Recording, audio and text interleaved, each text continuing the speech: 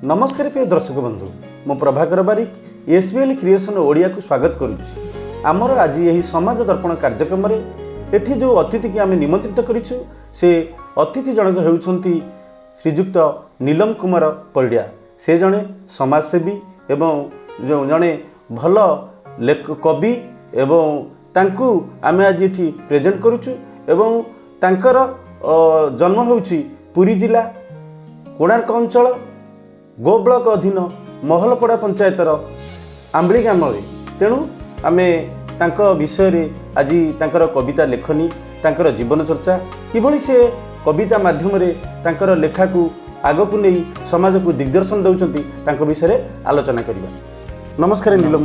नमस्कार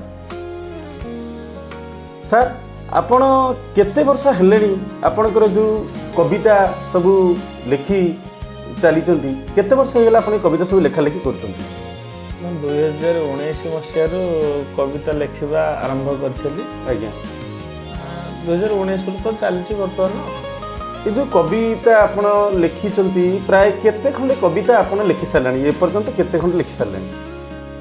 प्राय 300 रु ऊर्ध्व कविता लेखा जाइए।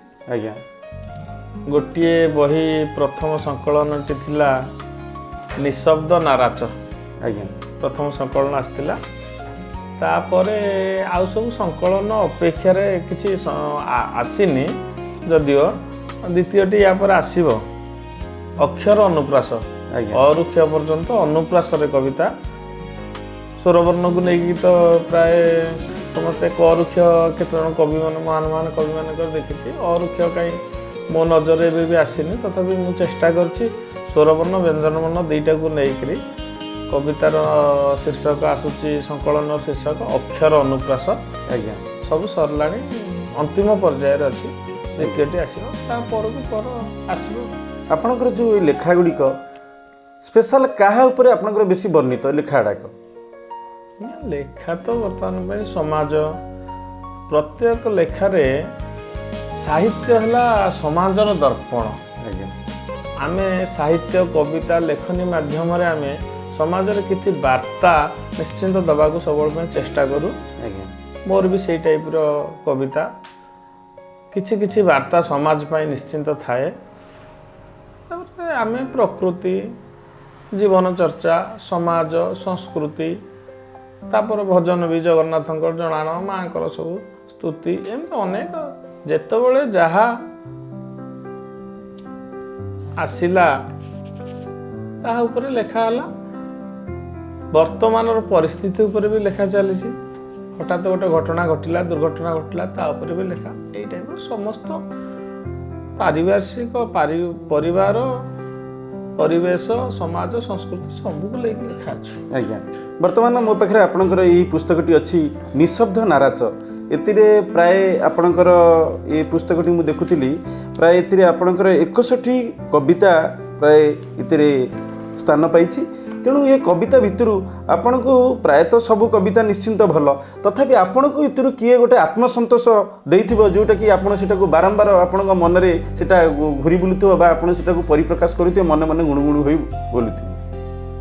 जने कवि पई सर्वोत्कृष्ट कहले से कहा को भी निजे बाछि परियो नाही कारण आमे जानू आपणकर ये पुस्तकटी मो पाखे वर्तमान हस्तगत होईछि जोटा होईछि कि निशब्द नाराच एतिरे प्राय मु देखुଥିଲି एबे इतरे आपणकर 61 गोटी कविता इतरे स्थान पाइछि।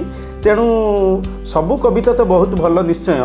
तेणु तथापि मोर गोटे मन रे प्रश्न उठुछि जे आपण ये जो 61 कविता वर्तमान इतरे संकलन रहिछि आपणकर क्यों कविताटा आपणको स्पेशल गोटे आत्मसंतोष देछि एवं कहिबार कथा आपण ताको मन मन केतेबेले जाउथिबे मन मन सेटाको निजे आवृत्ति करूथिबे।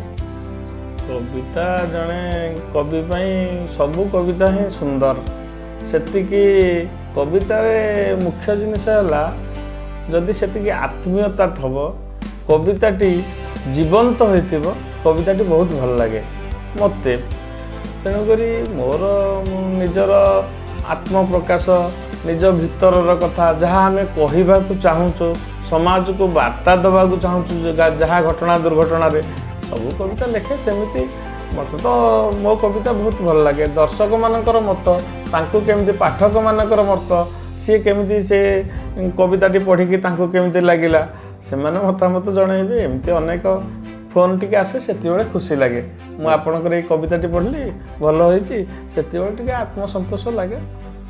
खाली आपण पुस्तक नुह आम भी लक्ष्य करूँ आपणकर ये जो कविता गुड़ाक अनेक सोशल मीडिया भी बहुत से गुड़ाक भाइराल हो सोशल मीडिया भी से गुड़ाक स्थान पाँच एबे सोशल मीडिया रे आपण कौन से निवृत्त रही ना कहीं सोशल मीडिया आप पोस्ट करू ना सामाजिक गणमाध्यम वर्तमान टिके दूरे जाइए। सामाजिक गणमाध्यम कहले समय संसार जंजाल भितर आमे कविता ना मोर निशा ना मोर पेशा एमती भावना आसिले आमे 2 पद 3 पद लिखि दउचु ताकू पठाउथिली भी मध्य मुख पुस्तिका माध्यम रे पठाउथिली। बहुत कविता को अनेक लोक ताकू कॉपी करछंती। आज्ञा आमे गोटे कविता पठेलु सेटा को से कॉपी करिक अलग ना रे एमती भी विगत दिन रे हेची इबिन कि मु जानिछि देखिछि सब करछि तेणु से सोशल मीडिया को मुझे व्यवहार करने को बेसी चाहूनी भी दूरे रोचे तार समय बहुत अभाव रोचे जेहेतु सांसारिक जंजाल भितर आमर कर्तव्य पिला प्रति बापा प्रति गुरुजन प्रति सी कर्तव्य सहित पुणी जीवन नौकाटा को आगे नबाक हेले किसी रोजगारक्षम से किसी अर्थर आवश्यकता सब दृष्टि जंजाल भितर एतटा सोशल मीडिया को समय दे होनी। किंतु आपणकर आम ये जो पुस्तकर बैकपटे आपणकर पछपटे फोटो रही जो कि आपणकर आंध्र प्रदेशर राज्यपाल एवं आपणकर सांसद मोहन जेना सहित भी आप सम्मानित होती एवं आमर जे धरित्रीर जे मुख्य तथागत शतपथी सहित आप सहित भी फोटोचित्र देखुचु आम सम्मानित होती तेणु या भितर आप जिते सम्मानित हेले से आपको भाई भाव आपन को माने फिल आसे आप जड़े साधारण मनीषटीए होते आप से पर्यंत जा पहुँची पारि ना आज जन गोटे कविर गोटे स्वतंत्र स्थान आप अलंकृत कर स्थान में आप पहुँचते आप कौटा आपको बेसी खुशी देछि? अनेक अनुष्ठान तरफ मत जोगाजोग हुए जीवाई समय अभाव मु प्राय जोग दे पारे ना क्यों अनुष्ठान को केतले गला बेले जो मैंने अतिथि था जदि मो कविताटी से ग्रहणीय है से मत मानपत्र टे दियंती कि जहाँ जमी पुरस्कृत करती सेमती संजोगवशतः आंध्र पूर्वतन राज्यपाल मान्य विश्वभूषण हरिचंदन महोदय गोटे कविता उत्सव देखाई से बहीटी बोधे मोर थिला लेखाटी आह्वान वृक्षलता उपर आजिकाली समाज रे जेमती आमे गछ को काटिक सब नष्ट करने द्वारा केमती असुविधा हम भविष्य पीढ़ी से खुशी होकर गोटे फूल गछ चाराटे मत देते एमती तथागत शतपथी सार सहित भी गोटे थर सेमती अनुष्ठान मानपत्र जो मोहन जेना महोदय एमती समस्त पाखु मु तो समय दे पारे जापे खूब कम समय जाए समय मत हुए मो जंजाल भितर मु व्यस्त तेणुक साहित्य अनुष्ठान प्राय भी जोग दे पारना यहाँ सब बड़ कथा। आपण को मोर गोटे ये कार्यक्रम माध्यम दर्शक मानू मुझे कहबी आपन को मोर गोटे स्पेशल अनुरोध रवि जड़े साधारण मनीष नुहति से कवि जड़े गोटे निर्जीव वस्तु को जीवन देदेव गोटे सुखिला नई की जीवन देदेव गोटे सुखिला घास को भी जीवन देदेव तेणु आपण जड़े समाजर अग्रगति बा समाज सेवक हे गोटे कविर निश्चिंत भूमिका गुरुत्वपूर्ण तेणु मो कहिबार कथा आपण कवितार एबे सुधा आपण जो वर्तमान जो पथभ्रष्ट युवक बा जो वर्तमान निशाग्रस्त युवक जो प्रकार पथभ्रष्ट होती से आपण किसी लिखिंट कि लिखापी आगु को चिंता करिसेंती कि? मोर अनेक लेखा अच्छी यही निशब्द नाराच बही संकलन रे तार नाटी था निशब्द नाराच तादेह से ऊपर आर्ट यहाँ मुझे तैयारी करी कंप्यूटर होता यहाँ कौन निशब्द नाराच शब्दहीन तीर लिखी यार ये गछ अच्छी चढ़ई मैंने बसचंती गोटे नारीटा से निर्यातित है जितेबाला ताको आउ टोटाल किछि तार सबू हरई दौची संसार जंजाल जली जली तले मथानात करदौची सेतबले ऊपर गोटे तीर आर शब्द नहीं शब्द थिले चढ़ई गुड़ाक उड़ी जाऊे ସେଥିରୁ ଗୋଟେ ଲାଇଟ୍ଟେ ପଡ଼ୁଛି, ସେ ଆସ୍ତେ ଆସ୍ତେ ଉଜ୍ଜୀବିତ ହେଇଯାଉଛି। ଏ ବହିରେ ଏତିକି ବାର୍ତ୍ତା ଅଛି, ପଥଭ୍ରଷ୍ଟ ସମାଜକୁ ଆଣିବା ପାଇଁ ମୁଖ୍ୟ ସ୍ରୋତକୁ ଅନେକ ବାର୍ତ୍ତା ଅଛି। ଆପଣ ନିଶା କହିଲେ, ନିଶା ଉପରେ ଲେଖିଛି। ମୋର ମଦ ଗୋଟେ କବିତା ଥିଲା, ଆଜ୍ଞା ମଦ ଉପରେ ଲେଖା ହେଇଛି। ମଦ ପିଇଲେ କେତେ କ୍ଷତିକାରକ, କ'ଣ ସବୁ ହେଉଛି, କିଏ କେଉଁଭଳି ଅସୁବିଧା ହେଉଛି, ଏମିତି ନାରୀ ନିର୍ଯାତନା ଠାରୁ ଆରମ୍ଭ କରିକି ସବୁ ନିଶା, ଅନେକ ନିଶା ଉପରେ ବି ଲେଖା ହେଇଛି। କବିତା ଗୋଟେ ଲେଖିବା ବି ନିଶା, ମଣିଷ ପଣିଆ ବି ନିଶା। ଆମର ମଣିଷ ପଣିଆଟି ରହୁ, ଏ ନିଶାରେ ଆମେ ଝୁଲିବା ଦରକାର। ଆମେ ଏ ଯେଉଁ ନିଶା ନେଇ ସମସ୍ତେ ଯେଉଁ ଭଳିଆ ଉନ୍ମତ୍ତ କାଣ୍ଡ କରୁଛନ୍ତି, ଯାହା କରୁଛନ୍ତି, ସମାଜ ତ ସବୁ ଦେଖୁଛି। ଆମେ କବି ହିସାବରେ ଆମର ଚେଷ୍ଟା ଜାରି ରହିଛି କେମିତି ସେମାନେ ସେ ନିଶାରୁ ନିବୃତ୍ତ ରୁହନ୍ତି। ଅନେକ ଲେଖା ତା ଭିତରେ ଅଛି, ଆଗକୁ ବି ମଧ୍ୟ ଲେଖା ଚାଲିଛି। ତଥାପି ଆପଣଙ୍କୁ ମୁଁ ଏଇଠି ଗୋଟିଏ ପ୍ରଶ୍ନ କରିବି ବା ପଚାରିବି, ମୋତେ ସେଥିରେ କ୍ଷମା କରିବେ। ଆପଣଙ୍କର ବର୍ତ୍ତମାନ ପ୍ରକୃତ ଆପଣଙ୍କର ବୟସ ବର୍ତ୍ତମାନ କେତେ? ବୟସ 44 ପୁରୀ 45 ଚାଲୁଛି। 45 ଯେତେ ହେଲେ 40 45 କହିଲେ ଆପଣ ଗୋଟେ ଯୁବକର ବୟସ। ଯେଉଁ 45 ବର୍ଷ ଭିତରେ ଆପଣ ଯେଉଁ ବେଶଧାରଣ, ଯେଉଁ ଆପଣଙ୍କର ବେଶ ପୋଷାକ, ତା ଉପରେ ମୋର ତ ପ୍ରଶ୍ନ ଉଠେଇବା ଠିକ୍ ନୁହଁ। ତା ପୂର୍ବରୁ ମୁଁ ଆପଣଙ୍କୁ କ୍ଷମା ମାଗି ନେଇଛି। ଏ ବେଶ ଭାବ ଯେଉଁ ରହିଛି ତା ଭିତରେ ଆପଣଙ୍କର କ'ଣ ମାନେ ରହିଛି ମତାମତ ଦିଅନ୍ତୁ। ନା ନା ନା, ଏ ବେଶ, ଏ ଯେଉଁ ଚୁଟି ସବୁ ପାଚି ଯାଇଛି, ଦାଢ଼ି ସବୁ ଏଇ ଟାଇପ୍ର ସବୁ ପାଚିଗଲାଣି, ତା'ର କାରଣ ହେଲା ମୁଁ ଯେତେବେଳେ ଲେଖାଲେଖି କରେ ମୋତେ ସମୟ ମିଳେ କେବଳ ରାତ୍ରିରେ। ଆଉ ରାତ୍ରି ମୁଁ ଲେଖିବାକୁ ବସିଲେ ଗୋଟେ ଭାବନା ଭିତରେ ବସିଗଲେ ମୋର କେବଳ ନିଶା ଭିତରେ ଗୋଟିଏ ନିଶା ଆସେ, ପାନ ଟିକେ ଟିକେ ମୁଁ ଖାଏ। ପାନ 2-3 ଖଣ୍ଡ ହେଲେ ଗୋଟେ ରାତି ସାରା ସମ୍ପୂର୍ଣ୍ଣ ସେମିତି ରାତି ପାହିବ। ମୋତେ କିଛି ନିଦ ବି ଆସେନି, ଭାବନା ଭିତରେ ଏମିତି ବାରମ୍ବାର ରାତି ଅନିଦ୍ରା ହେଇକରି ଯେଉଁ ମୁଁ ଲେଖାଲେଖି କରେ, ଧୀରେ ଧୀରେ ଛୁଟି ଗୁଡ଼ିକ ସବୁ ପାଚିଗଲା। ବୟସ 60 ଦେଖାଯାଉଛି କିନ୍ତୁ ବୟସ କମ୍। ଏଇ ଲେଖାଲେଖି ଭିତରେ ରାତି ଅନିଦ୍ରା ହେଇକି ଅବସ୍ଥା ହେଇଛି। ବର୍ତ୍ତମାନ ଆଗକୁ ଆଉ ଆପଣଙ୍କର କେଉଁ ପୁସ୍ତକ ବାହାରିବ ଆମ ଦର୍ଶକ ବନ୍ଧୁ ଟିକେ କୁହନ୍ତୁ। ଅକ୍ଷର ଅନୁପ୍ରାସ, ୟା ପରେ ସରିଲାଣି। ଅକ୍ଷର ଅନୁପ୍ରାସ ଅରୁ କ୍ଷ ପର୍ଯ୍ୟନ୍ତ ଅନୁପ୍ରାସ କବିତା, ଭଞ୍ଜ ସାହିତ୍ୟ ଠାରୁ ସମ୍ପୂର୍ଣ୍ଣ କବିତା ବହିଟି ବିଭିନ୍ନ ରାଗ ଛନ୍ଦ ମାଧ୍ୟମରେ ଆସିବ। ଅନେକ ରାଗରେ ପୂର୍ଣ୍ଣ ହୋଇଛି ସେ କବିତାଟି। ଆସିଲେ ଆପଣମାନେ ଜାଣିପାରିବେ। କେତୋଟି ବି ଫେସବୁକ୍ରେ ମୁଁ ଦେଇଥିଲି, ବହୁତ ଲାଇକ୍ସ ଆସିଥିଲା, କମେଣ୍ଟସ୍ ଆସିଥିଲା, ବହୁତ ପ୍ରଶଂସା ବି ପାଇଥିଲି। ଏଗୁଡ଼ା ଆସିବ ଅକ୍ଷର ଅନୁପ୍ରାସ, ଅରୁ କ୍ଷ ପର୍ଯ୍ୟନ୍ତ ଅନୁପ୍ରାସରେ ଆସିବ, ବିଭିନ୍ନ ରାଗରେ ଆସିବ। କବିତା ମାଧ୍ୟମରେ ସମାଜକୁ ଆପଣ କିଭଳି ଭାବରେ ପରିବର୍ତ୍ତନ କରିବେ, ଆପଣଙ୍କର ମୂଳ ଲକ୍ଷ୍ୟ କ'ଣ? ଆମେ ତ ଲେଖି ଚାଲିଛୁ, ସମାଜକୁ ସୁଧାର ବାର୍ତ୍ତା ନିଶ୍ଚିନ୍ତ କବିତାରେ ରହୁ। ମୁଁ ବି ସମସ୍ତ କବିମାନଙ୍କୁ ବି ସେଇଆ ଚାହେଁ, ଲେଖିବାକୁ ବି ମଧ୍ୟ ସମସ୍ତେ ଲେଖନ୍ତୁ। କବିତା ମାଧ୍ୟମରେ କବିମାନେ ଚାହିଁଲେ ସମାଜରେ ଅନେକ ସଂସ୍କାର ଆଣିପାରିବେ। ପ୍ରତ୍ୟେକ କବିତାରେ ସମାଜ ପାଇଁ କିଛି ନା କିଛି ବାର୍ତ୍ତା ରହୁ, ଏହା ହିଁ ମୋର ସବୁବେଳ ପାଇଁ ଚେଷ୍ଟା ରହିଛି, ରହିବ ବି ମଧ୍ୟ। ଆଜ୍ଞା, ଆପଣଙ୍କର ଶିକ୍ଷାଗତ ଯୋଗ୍ୟତା? ପାଠ ବେଶୀ ପଢ଼ିନାହିଁ। ମୋର ଶିକ୍ଷାଗତ ଯୋଗ୍ୟତା କହିଲେ ମୁଁ ମାତ୍ର ମେଟ୍ରିକ୍ ପର୍ଯ୍ୟନ୍ତ ପଢ଼ିଛି। ଆଜ୍ଞା, ଅବଶ୍ୟ ସେତେବେଳେ ପ୍ରଥମ ଶ୍ରେଣୀରେ ଉତ୍ତୀର୍ଣ୍ଣ ହୋଇଥିଲି। ପାରିବାରିକ ସେଇ ଦାରିଦ୍ରତା, ସେତେ ଅର୍ଥ ଅଭାବରୁ ମୁଁ ପାଠ ପଢ଼ି ପାରିନାହିଁ, ଆଉ କଲେଜ ମାଟି ମାଡ଼ି ନାହିଁ। ଆଜ୍ଞା, ବୟସ ଧୀରେ ଧୀରେ ବଢ଼ିବାରେ ସୁଯୋଗ ମିଳିଛି କିଛି ବହି ପଢ଼ିବା ପାଇଁ, ଅନେକ ପୁସ୍ତକ ଅଧ୍ୟୟନ କରିଛି। ମୋର ସେଇଟା ନିଶା। ମୁଁ ରାତ୍ରିରେ ଗୋଟେ ବହି ଟିକେ ନ ଦେଖିଲେ ମୋତେ ନିଦ ହୁଏନି ବି ମଧ୍ୟ। ଯାହେଲେ ମୋର ପୁସ୍ତକ ପଠନ, ସେଥିରୁ ଯାହା ଯେମିତି, ଆଉ ଈଶ୍ୱରଙ୍କ ଆଶୀର୍ବାଦ ଯାହା ଯେମିତି ପଦେ ପଦେ ଲେଖିପାରୁଛି। ଶିକ୍ଷାଗତ ଯୋଗ୍ୟତା କହିଲେ କିଛି ନୁହେଁ କହିଲେ ଚଳେ। ଆପଣ ନିଜେ ମତାମତ ଦେଲେ ଯେ ଆପଣ 10ମ ପର୍ଯ୍ୟନ୍ତ ପଢ଼ିଛନ୍ତି। ଯେ ଆମେ ଯଦି ଦେଖିବା ଯେଉଁମାନେ ଆଗରୁ ଯେଉଁମାନେ ଓଡ଼ିଶା ସ୍ତରରେ ଯେଉଁମାନଙ୍କର ନାଁ ଅଛି, ଯେଉଁ କବି ହୁଅନ୍ତୁ, ସେମାନଙ୍କର ବି ଶିକ୍ଷାଗତ ଯୋଗ୍ୟତାକୁ ଯଦି ଦେଖିବା, ଅନେକ କବିଙ୍କର ଶିକ୍ଷାଗତ ଯୋଗ୍ୟତା 5ମ 4ର୍ଥ ବହୁତ ଅଛି। ତେଣୁ ଆପଣ କହିଲେ ଏଇଠି ଗୋଟେ ବହୁତ ବଢ଼ିଆ କଥାଟା କହିଲେ ଯେ ମୁଁ ବହୁତ ଅଧ୍ୟୟନ କରିଛି। ଯେଉଁ ଆପଣଙ୍କର ରହିଲେ, ଯେଉଁ 10ମ ପିଲା ହୁଅନ୍ତୁ, +2 ପିଲା ହୁଅନ୍ତୁ, ଆପଣଙ୍କର 5ମ 6ଠ 7ମ ପିଲା ହୁଅନ୍ତୁ, ଆପଣ ଅଧ୍ୟୟନ ଦ୍ୱାରା ଯଦି ଏତେ ଜ୍ଞାନ ଆପଣଙ୍କର ହେଇଛି, ଯେଉଁଟା ଆପଣ ଲେଖିପାରୁଛନ୍ତି, ବହୁ ସମାଜକୁ ଦିଗ୍ଦର୍ଶନ ଦେଉଛନ୍ତି, ଅନେକ ଆଦୃତ ହେଉଛି ସେ କବିତା ଗୁଡ଼ାକ, ଯେଉଁମାନେ ପଢ଼ୁଛନ୍ତି ସେ ପିଲାଙ୍କ ପାଇଁ ଆପଣ ପଦେ କୁହନ୍ତୁ।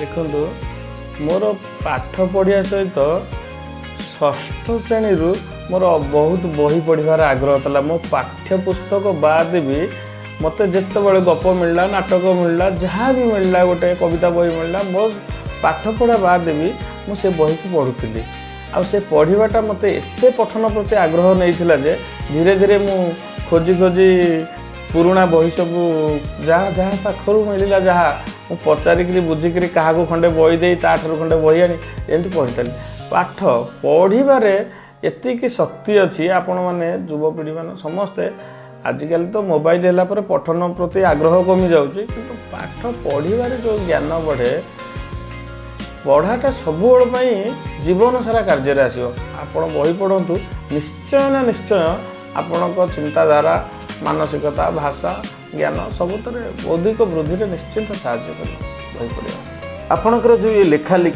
लेखालेखीर प्रच्छद पटरे किए अच्छी से कथा कहबी कि देखो मु तो प्रथम मोर आद्य गुरु मुझे भगवान मानची सी हेले मोर बापा जीवंत ठाकुर कारण तांको सकाशे आज मुझे एपर्यंत आसीपारी छोट छोट होइतिलु आमे बहुत कम बयस मातृ चल जाइछन्ति मोर बो तापर बापा आमको निजे रांधी बाड़ी मनीष करछन्ति सी हेले मोर सबु किछि तापर ऊपर भगवान अछन्ति गुरुजन मानक आशीर्वाद मो गुरु अक्षय कुमार साहू को प्रेरणा प्रथमे मु लिखिली इंजीनियर अक्षय कुमार साहू गोटे परिस्थिति रे तांकर मोर साक्षात होइछि गुरु मोर मत गोटे कविता तांकर देखैछन्ते कविताटा केमती होइछि कहतु पढ़ली भल लागिला कविता विषय आलोचना हला तापर कहली एते बही पढ़ुछ एते कविंकर बही पढ़िछ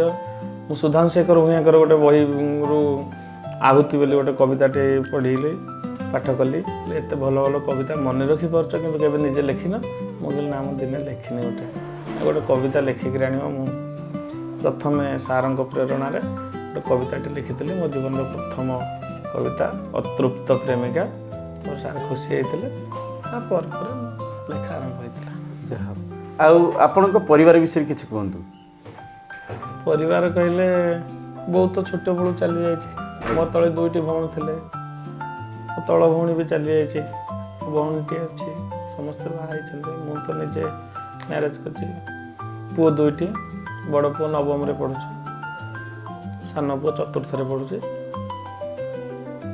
जीवन तो भगवान तो अच्छा घरे बापा मोर स्त्री आपण तो आम ये कोणार्क अंचल जन्मित तेणु कोणार्कटा हूँ विश्व स्तर में जो आमर 7टी आश्चर्य अच्छी ता भितर अन्यतम एवं कोणार्क कथा कहले सारा विश्व में समस्ते जानवे तेणु आपण कोणार्क मंदिर विषय कौन किसी संकलन लिखिंट कि हाँ कोणार्क मंदिर विषय भी कविता अच्छी एबे तो अच्छी मन नहीं कहले आवृत्ति करी आवृत्ति कोणार्क मंदिर विषय गोटे कविता लिखी कांदुछि कोणार्क क अनुप्रास रचना रे शब्द अनुप्रास रचना जदि चाहूँगी ताले कोणार्क विषय कहवा क अनुप्रास रचना कांदुछि कोणार्क कोटी ओडियार गर बरसर कोणार्कर कला कीर्तिशिला कलाकृति भरा कमनीय वीरा कामिनी कंदर्प कामजला करी प्रस्फुटित विश्वरे विदित कारीगर कारीगरी कला कोटी ओडियार गर बरसर कोणार्कर कला कीर्तिशिला कूल छाड़ी दे 1200 बढ़ई कष्ट व्रत कुच्छ्र साधन कर पल्लवरे निहाण मुगुरे कलाकृति कले निर्विकारे काल कालकृति ओडिया संस्कृति कूल कालजयी मूर्तिमाला कोटी ओडियार गरबर स्वर कोणार्कर कला कीर्तिशिला कर्तव्यर वीर कला कारीगर कसणे पाषाण बक्षकु खोदी कला गाए गाथा शिला कहे कथा करुण कहानी हृदयभेदी कठिन तपस्या करुछि नमस्या कृत मुख साक्षी मुखशाला कोटी ओडियार गरबर स्वर कोणार्कर कला कीर्तिशिला कलार भास्कर्य सूक्ष्म कारुकार्य कष्ट पाए लौह बेष्टनी रे काहीं शिल्पी शौर्य लागई आश्चर्य कोहे सप्ताश्चर्य लुहझारे कि सुंदर शिला कमनीय कला कांदुछि जेसने बंदीवाला कोटी ओडियार गरबर स्वर कोणार्कर कला कीर्तिशिला କାନ୍ଦେ ଧର୍ମପଦ ମନେ ଭରି ଖେଦ କାହିଁ ଗଲ ଶିଳ୍ପୀ ଅର୍କ କୂଳେ କାନ୍ଦେ ନଟନଟି ପଥରର ମୂର୍ତ୍ତି କାନ୍ଦୁଛି ଦେଉଳ ନିରୋଳାରେ କର୍ମଠ କୁଶଳ ଉଠ ଶିଳ୍ପୀ କୂଳ କାହିଁକି ମୋ ପାଇଁ ଏତେ ହେଳା କୋଟି ଓଡ଼ିଆର ଗରବର ସ୍ୱର କୋଣାର୍କର କଳା କୀର୍ତ୍ତିଶିଳା କୋଣାର୍କର କଳା କୀର୍ତ୍ତିଶିଳା। ଧନ୍ୟବାଦ, ବହୁତ ବହୁତ ବଢ଼ିଆ, ବହୁତ ଭଲ ଲାଗିଲା। ଆମର ଏଇ ଚ୍ୟାନେଲ ବିଷୟରେ କ'ଣ ମତାମତ ରଖୁଛନ୍ତି ରଖନ୍ତୁ। ଆପଣଙ୍କ ଚ୍ୟାନେଲ SBL କ୍ରିଏସନ୍ ଓଡ଼ିଆ ସମାଜ ଦର୍ପଣ ମାଧ୍ୟମରେ ଗ୍ରାମରେ ସବୁ ଯେଉଁମାନେ ବଣମଲ୍ଲୀ ଭଳିଆ ବଣରେ ଫୁଟିକରି ମଉଳି ଯାଉଛନ୍ତି ତାଙ୍କୁ ସମାଜକୁ ମୁଖ୍ୟ ସ୍ରୋତକୁ ଆଣୁଛନ୍ତି କି ତାଙ୍କ ଭାଷା ତାଙ୍କ କଥାଟାକୁ ସମାଜକୁ ବାଣ୍ଟୁଥିବାରୁ ମୁଁ ଏ ଚ୍ୟାନେଲକୁ ଅନେକ ଅନେକ ଧନ୍ୟବାଦ ଦେଉଛି। ଏ ଚ୍ୟାନେଲର ଉତ୍ତରୋତ୍ତର ଉନ୍ନତି କାମନା କରୁଛି। ମୋର ବି କବିତା ବଣମଲ୍ଲୀ ବୋଲି ଗୋଟେ କବିତା ଥିଲା, ତା ଦେହରେ ମୁଁ ଲେଖିଥିଲି ବଣମଲ୍ଲୀ ବୋଲି ବଣରେ ଫୁଟିଲି ବଣେ ମୁଁ ମଉଳି ଗଲି ବଣେ ମୁଁ ଅବଶ ଜଣେ ବା ମଣିଷ ବଣେ ବି କାହୁଁ ପାଇଲି। ଶେଷ ପଦରେ ରଖିଥିଲି ବଣମଲ୍ଲୀ ଶୋଭା ଗ୍ରାମୀଣ ପ୍ରତିଭା ଜଣୁ ଜଣେ ଗୁଣୀ ଜାଣ ଗୁଣୀ ଗୁଣ ମରେ ଦିନ ଦାରୁଣରେ ଧନେ ଅଗୁଣ ସୁଗୁଣ। ତେଣୁକରି ଅନେକ ବଣମଲ୍ଲୀ ପ୍ରତିଭା ସବୁ ଗ୍ରାମରେ ଅଛନ୍ତି ଯେଉଁମାନେ କି ତାଙ୍କୁ କେହି ଜାଣୁନାହାନ୍ତି ଦେଖୁନାହାନ୍ତି। ଆମ ଭଳି ପ୍ରତିଭା ବି ମଧ୍ୟ ଆମେ କୁଆଡ଼େ ଯାଉନୁ, ଆମେ ତ ଛୋଟିଆ ପ୍ରତିଭାଟା, ଆମଠାରୁ ବହୁତ ଭଲ ଭଲ ପ୍ରତିଭା ସବୁ ଅଛନ୍ତି। ଆପଣମାନଙ୍କର ଅନୁସନ୍ଧାନ ଜାରି ରହୁ, ସମସ୍ତଙ୍କୁ ସମାଜର ମୁଖ୍ୟ ସ୍ରୋତକୁ ଆଣନ୍ତୁ। ସେଥିପାଇଁ ମୁଁ ଏ ଚ୍ୟାନେଲକୁ ଆନ୍ତରିକ ସହକାରେ ଅଜସ୍ର ଧନ୍ୟବାଦ ଜ୍ଞାପନ କରୁଛି। ଦର୍ଶକ ବନ୍ଧୁ, ଆଜିର କାର୍ଯ୍ୟକ୍ରମକୁ ଆମେ ଏଇଠି ଶେଷ କରିବା ଏବଂ ନେକ୍ସଟ ଏପିସୋଡ଼ରେ ପୁଣି ଆଉ ଯେଉଁମାନେ ଗ୍ରାମାଞ୍ଚଳରେ ଅଛନ୍ତି ତାଙ୍କର କୃତି ଅଛି ବା ସେମାନଙ୍କର କିଛି କଳା ଦକ୍ଷ ସମାଜର ପ୍ରେରଣାଦାୟକ ବ୍ୟକ୍ତି ସେମାନଙ୍କୁ ଆଣି ପୁଣି ଆପଣଙ୍କୁ ପୁନର୍ବାର ଆଣି ପରବର୍ତ୍ତୀ ଏପିସୋଡ଼ରେ ଆପଣଙ୍କୁ ଦେଖାଇବୁ। ସେ ପର୍ଯ୍ୟନ୍ତ ରହୁଛୁ। ନମସ୍କାର। ନମସ୍କାର।